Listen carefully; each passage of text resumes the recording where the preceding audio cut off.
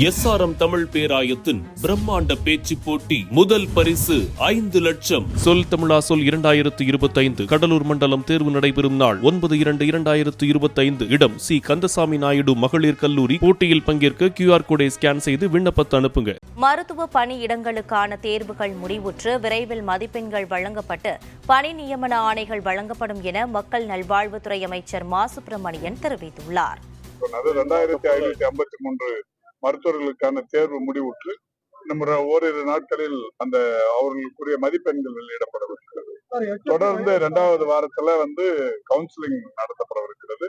3வது வாரம் அல்லது இந்த மாத இறுதிக்குள் மாண்புமிகு முதல்வர் அவர்களின் மூலம் 2553 மருத்துவ பணியிடங்களும் நிரப்பப்படவிருக்கிறது. 2026ல காலியாக இருக்கிற அந்த பணியிடங்களையும் சேர்த்துத்தான் பணியிடங்கள் இந்த மாத இறுதிக்குள் நிரப்பப்படவிருக்கிறது.